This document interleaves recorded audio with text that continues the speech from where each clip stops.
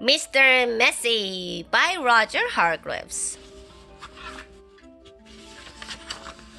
Mr. Messy was the messiest person you've ever met in your whole life. He looked messy because he was messy in everything he did. You could always tell where Mr. Messy had been because he left a trail of messy fingerprints wherever he'd been. Oh, yes, Mr. Messy was messy by name, messy by nature. Mr. Messy lived in a particularly messy-looking house. The paint was peeling, the windows were broken, there were tiles missing from the roof. The flower beds were overgrown with weeds, the garden gate was off its hinges, and had Mr. Messy cut the grass in his garden lately? He had not! One morning, Mr. Messy woke up in his messy bed, yawned, scratched, got up, cleaned his teeth, leaving the top off the toothpaste, had his breakfast, spilling cornflakes all over the floor, and then set out for a walk, tripping over a brush he'd left lying in the garden 2 weeks before. Whoop! There was a wood behind Mr. Messy's messy house with the messy garden, and that's where he went for his walk. It was a particularly large wood with lots and lots of trees, and it took Mr. Messy a long time to walk through it. But he didn't really mind because he felt like walking that morning. So he walked and walked right through the wood until he came to the other side. And do you know what he found on the other side of the wood?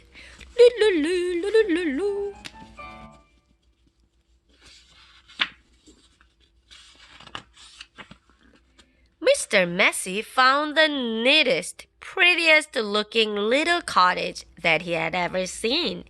It had a lovely little garden with a stream running through the middle of it.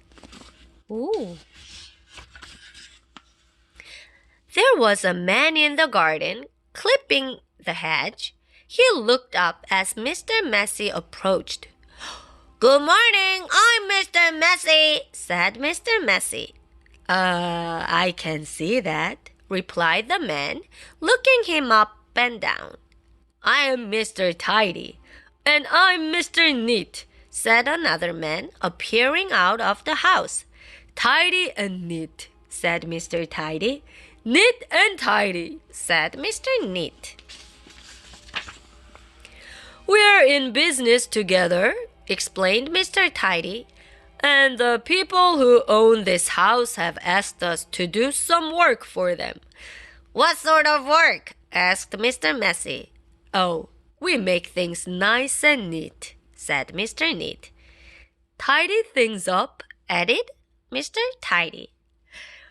"Perhaps we could come along and do some work for you," said Mr. Neat, looking at Mr. Messy, who was looking even messier than usual that particular morning. "But I don't want things neat and tidy," said Mr. Messy, looking downright miserable at the thought of it. Meh.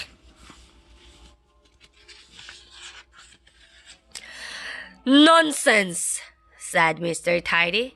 "Fiddlesticks," said Mr. Neat. "Bah," said Mr. Messy. "Come along," said Mr. Neat. "Off we go," said Mr. Tidy. But, said Mr. Messy. "But nothing," said Mr. Neat, and bundling him into their van, which was parked behind the house, off they went to Mr. Messy's house at the other side of the wood. Vroom, vroom. "Good heavens!" said Mr. Neat when he saw where Mr. Messy lived. "Good gracious!" added Mr. Tidy. This is the messiest house I have ever seen in all my born days. They both sat together at the same time. Better do something about it, said Mr. Neat. And before Mr. Messy could open his mouth, the two of them were rushing here and there about Mr. Messy's house. Oh! Mr. Neat hoed and mowed and pruned and snipped and clipped and cleared and dug and made the garden look neater than it had ever looked before. Loo. Mr. Tidy cleaned and primed and rubbed and painted and mended and made the outside of Mr. Messy's house look tidier than it had ever looked before. Lo. Then they both went inside the house. Good heavens! Said Mr. Neat for the second time that morning. Good gracious! Said Mr. Tidy for the second time that morning. And then they set about cleaning the house from top to bottom. They brushed and swept and polished and scrubbed and made the inside of the house look neater and tidier than it had ever looked before. There we are, said Mr. Tidy. All finished, said Mr. Neat. Tidy and neat, said Mr. Tidy. Neat and tidy, said Mr. Neat. Mr. Messy just didn't know what to say. Then they both looked at Mr. Messy. Are you thinking what I'm thinking? Mr. Neat said to Mr. Tidy. Precisely, replied Mr. Tidy. What we're both thinking, they said together to Mr. Messy, is that you look much too messy to live in a neat and tidy house like this. But, said Mr. Messy, But whatever Mr. Messy said was no use, and Mr. Neat and Mr. Tidy whisked him off to the bathroom upstairs. It had been the messiest room in the house, but now, of course, it was neat as a new pin. Then Mr. Neat got hold of one of Mr. Messy's arms, and Mr. Tidy got hold of the other arm, and they picked him up and put him straight into the bath. Mr. Messy wasn't used to having baths. Whoop! Mr. Neat and Mr. Tidy washed and brushed and cleaned and scrubbed and combed Mr. Messy until he didn't look like Mr. Messy at all.